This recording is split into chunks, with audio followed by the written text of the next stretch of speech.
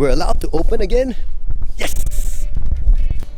How to get back to the gym safely. Right, hope you've been staying healthy, being active, eating more healthy home-cooked food.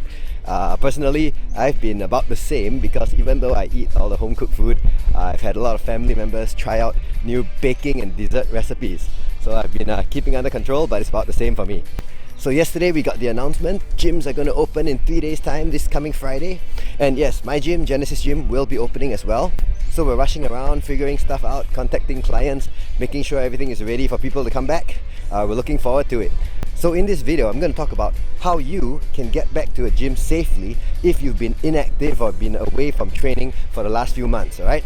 So I'm going to go through 5 tips and comment below if you have any questions or anything you're not sure about. First, safety stuff, right? Even though gyms are open, there are some safe distancing measures and so on. And this is understandable because no one actually, it seems, truly knows how dangerous the virus is. There's a huge spectrum of different opinions, right? And these are from so-called experts. Some people say, oh man, it'll infect all your organs, it's a terrible way to die. Some people are like, oh, death rate's around 0.16%, which is way less than almost every other infection or virus. I think the difference in opinion, even among experts, is because there are so many variables that we can't really control for, and there's no time to do, a very thorough study of this stuff. It's quite new, right? Your age, your health level, your vitamin D status, your nutrient status, your other vitamin status, and even I think your oxidative stress status is another indicator of your chance of succumbing to a virus like this, because one of the mechanisms that the virus works is it breaks down your red blood cells. When red blood cells are broken down, the iron inside them is released into your body. And if you're under oxidative stress, that iron gets oxidized, and oxidized iron is very bad for you. As a side note, if you think you're under a lot of oxidative stress, one of the ways to prevent excessive iron oxidation is to take caffeine, right? Caffeine prevents excessive iron absorption from food. You can learn more about that in my coffee video here. I also recently read some reports that says a large percentage of people may actually be naturally resistant to the virus. I mean, that's great news, but it adds to the confusion as well. But in the end, I run gyms, and as a gym, what can we do to make the clients as safe as possible while still getting them good results from the training?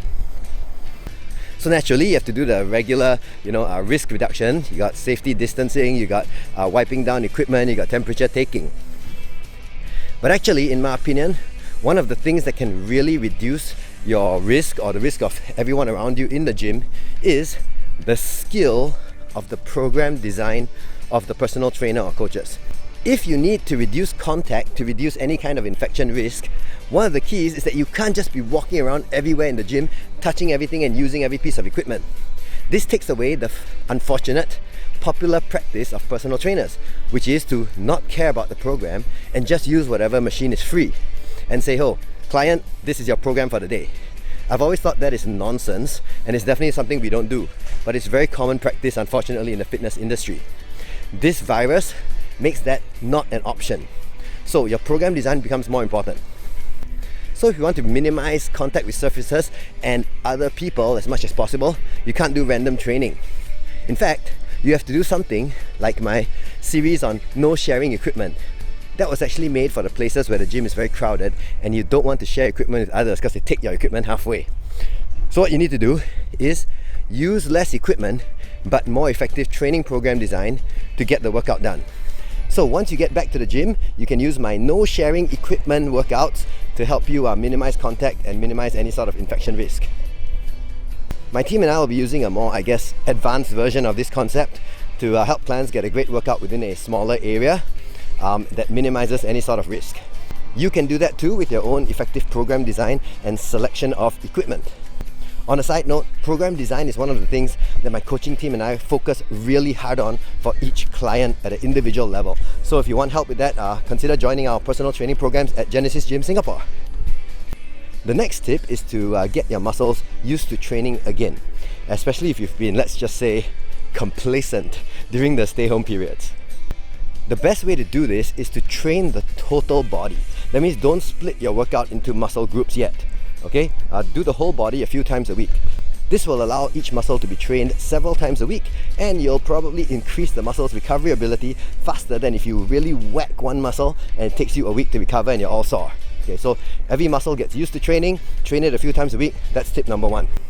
The next tip is, for this time period at least, do slow controlled movements with weights that are relatively light for you. Slow controlled movements where your brain is really focusing on the movement rather than just trying to lift the weight will help reconnect your brain to the muscles, and it'll help you relearn the exercise and reduce injury risk because the weight will be slightly lighter. Another well-studied benefit of slow controlled movements is that they increase connective tissue strength, like ligaments and tendons, more than explosive fast movements. And that's why a lot of good rehab programs will use slow controlled movements inside the rehab program. But in this situation, slow controlled movements will help you rebuild connective tissue strength, further reducing your injury risk. Okay, next tip is to keep some reps in reserve. That means that if you could do 10 reps with this weight, you'd probably only do about 7. My suggestion is to keep about 2 or 3 reps in reserve for every set. Now, you don't always have to push yourself hard to get benefits from training. What you want to do is to train often and consistently. The long-term benefits are better than training yourself hard and feeling sore all the time or getting injured. So leave some reps in reserve, because at this point, training will be something new for you and it'll be harder to recover and you'll feel more sore. Leave reps in reserve, train more often, and you'll get back to the habit more quickly with less soreness. Okay, 5th and final tip. You'd probably want to over warm up. I know many of you don't like warming up, but if you haven't been exercising or doing this specific movement for a while, it may be a good idea to warm up more. The last portion of any good warm-up is to actually practice the exercise with a lighter weight than your working weight that you're going to use for the training. So this is a great time to put that into practice. Many people, myself included sometimes, go through the warm-up by just going through the motions. But because you haven't been doing this exercise for a while, it's a good idea to actually do that warm-up with more mental focus on the movement itself. Okay, contracting the right muscles, moving the right way, make sure every angle and movement is correct. Because if you haven't been active or precisely performing that movement for a while, you may have some trouble with it, and movement is something where the body is use it or lose it. After 3 months of not doing that movement, you may be less good at it. And so warming up properly will help your brain re-coordinate that movement and do it right with better effectiveness and less risk. When you do this warm-up, make sure you do the movement exactly the same speed and exactly the range of motion that you're going to use for the workout. That will make the warm-up more specific and you'll get better results from the warm-up. Okay, so there we have it. 5 tips that will help you get back to training safely, effectively, and it'll help you rebuild the habit of healthy exercise that maybe you have misplaced during these 3 months of staying home.